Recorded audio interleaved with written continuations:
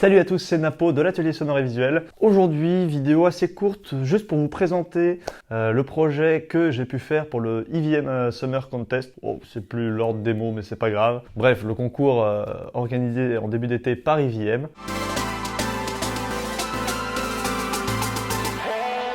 J'aime toujours participer à un concours parce que voilà, il y a un thème, il faut essayer de trouver une idée qui dépote. Il faut pas juste se dire tiens, première chose que je vois, hop, c'est une idée. Non, il faut réfléchir, essayer de se dire qu'est-ce qui pourrait rendre bien visuellement. Est-ce que éventuellement j'ai envie de mettre un message aussi? Ça c'est facultatif, hein. Mais j'aime bien, c'est toujours dans un concours qu'on se pousse un peu, qu'on essaie de se donner un peu plus. Il y a forcément le fait qu'il y ait ce côté concours, ce côté récompense, ça donne envie de se bouger un petit peu plus. Et ça c'est vraiment quelque chose que je vous invite aussi à faire, si vous faites du vidéo mapping et que vous avez envie de progresser, c'est vraiment quelque chose qui permet de bien progresser parce que on se donne plus. Il y a un truc motivant, on a envie de montrer ce qu'on sait faire. Donc moi, si vous ne l'avez pas vu, je vous mets le lien.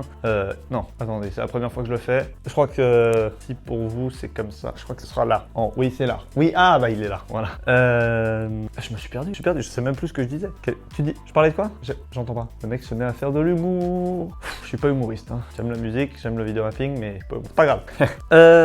Qu'est-ce que je disais? Oui, ma participation pour ce concours, j'ai eu du mal à trouver de l'inspiration. Autant l'an dernier pour les chaussures, j'avais eu l'idée tout de suite. Autant là, j'ai eu plus de mal, surtout qu'ils font exprès de donner un thème qui est assez vaste pour qu'il y ait plein de choses différentes. Comme le thème est vaste, c'est plus difficile de trouver un sujet en se disant 1, il faut que je sois dans le sujet, 2, il faut que je monte ma créativité, il faut que je monte ma technique, il faut que le sujet, enfin que le rendu rende bien, que le rendu soit bien peut-être. Enfin bref, comment est-ce que j'ai trouvé cette idée? Franchement, ça faisait plusieurs jours que j'y réfléchissais, je trouvais pas d'idée. J'ai fait des essais de différentes choses.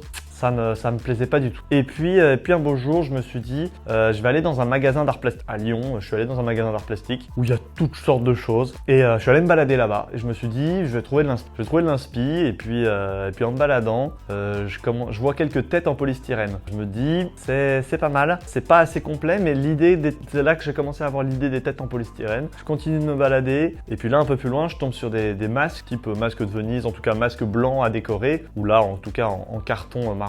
Et là je me dis, en cumulant les deux, il y a moyen de faire un truc très sympa. Alors je savais pas du tout, j'arrivais pas encore à me projeter, mais je me disais que associer ces masques et ces têtes, ça allait bien matcher. Donc ni une ni deux, j'achète les masques. Bon, je vais être honnête, les têtes, je les ai achetées sur Amazon, c'était beaucoup moins cher. J'avais pas un plus sur le moment. J'achète un peu de peinture aussi, un petit rouleau. Là, je fais mes petites emplettes. Je suis très content, du coup, je vais peindre ça. Et ensuite vient la réalisation de la vidéo. Alors la vidéo, elle m'a pris. Alors j'ai peint les masques en amont, et ensuite la réalisation même de la vidéo. Comment j'ai monté le projet une fois que j'avais tout le matériel. La première chose que j'ai faite, c'est prendre en photo les masques que j'ai achetés pour déjà commencer à pouvoir les dessiner. Donc je les ai dessinés sur EVM juste grâce à une photo que j'ai intégrée dans le fond. Ça m'a permis de gagner du temps en dessin finalement. Ensuite, donc j'ai peint les masques en prenant quelques prises de vue comme vous avez pu le voir dans la vidéo. Et ensuite, on en arrive au tournage. Alors le tournage m'a pris toute une journée de 8h30 à 20h, 21h avec deux petites pauses dans la journée. Mais globalement, ça m'a pris toute la journée. Ça a été très très long. Première chose à faire, c'est fixer les têtes sur la table. Donc je les ai fixées avec du scotch pour qu'elles restent bien au bon endroit. C'est dégager un plan qui sera suffisamment grand pour que le contexte soit assez blanc, soit assez beau. Donc tout bien fixé, bien paramétré, bien installer le vidéoprojecteur, l'ordinateur pour qu'il n'y ait rien qui bouge. On était fin juin, il faisait ultra chaud. Je me suis enfermé dans une pièce. Du coup, j'avais un ventilateur qui me soufflait dessus, mais c'était un sauna cette pièce. C'était vraiment pas très sain de respirer le même air comme ça. Donc l'étape d'après, c'était tout simplement de redessiner. Donc les dessins que j'avais déjà fait grâce aux photos, il fallait que je les recalque sur les masques en réel. Sauf que vous vous doutez bien, c'est pas du tout aussi simple. Alors ça m'a quand même fait gagner un petit peu de temps d'avoir prédessiné les masques, mais il y a quand même beaucoup de choses à retoucher. Donc c'est là où ça prend beaucoup de temps. C'est du gros travail de tout redessiner derrière, surtout quand on fait le choix de faire un dessin qui a beaucoup de petits détails. Là, c'était pas facile, surtout qu'il y avait pas mal il y avait des dessins. Il y avait un des masques, je sais pas si vous voyez lequel, mais qui avait plein de petites, un peu comme des petits pétales sur le bord extérieur. Ça, j'avais fait plein de petites courbes de Bézier. Et malheureusement, il y avait un bug avec les courbes de Bézier qui faisait que, justement, le bug où il y a un grand trait qui intervient quand la courbe est trop petite. Et en fait, à cause de ça, j'avais des grands traits sur tout mon masque, à cause de toutes ces petites courbes. Et du coup, j'ai dû faire le choix de les mettre pas en courbe. Du coup, ça se voit pas très bien parce que c'est assez petit. Mais en réalité, c'est plus des courbes, mais c'est des petits picots en fait, comme une couronne.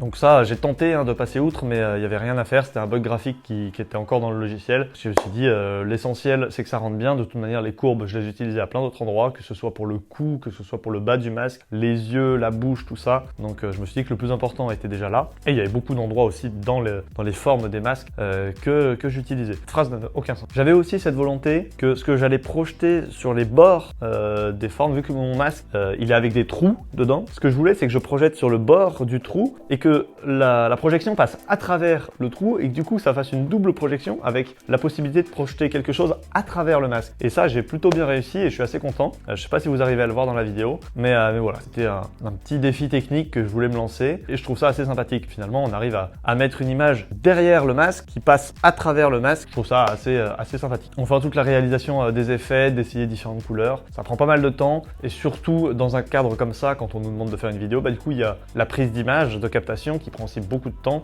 Donc voilà, ouais, globalement, ça m'a duré à peu près une journée. Je dirais allez, grosso modo, une dizaine d'heures. Une grosse dizaine d'heures de réalisation du projet, sans parler de la préparation en amont. Donc voilà, c'est à peu près tout ce qu'il y avait à dire sur cette réalisation de projet. J'espère qu'il vous a plu. Comme je vous l'ai déjà dit dans la dernière vidéo EVM, maintenant vous avez le droit à un code promo, NAPO, N-A-P-O, aussi simple que ça. Pourquoi? C'est moi, tout simplement. Ce code promo vous donne droit à 20% de réduction sur l'ensemble du site EVM. Tous, non, un petit village d'irréductibles, voilà, non, enfin le village qui veut pas de code promo, c'est tout simplement le lot EVM plus vidéoprojecteur. Je me permets de vous le dire parce que sinon, il y en a qui vont me dire « Eh, j'ai voulu acheter ça et ça n'a pas marché. » Bah oui, mais t'as pris le seul lot pour qui ça marche. Voilà.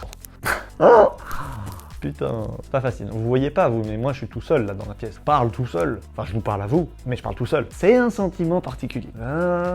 Tu vois. Allez, je pense que j'ai tout dit pour cette fois. Sur ce, je vous dis à bientôt dans une prochaine vidéo. Allez, ciao!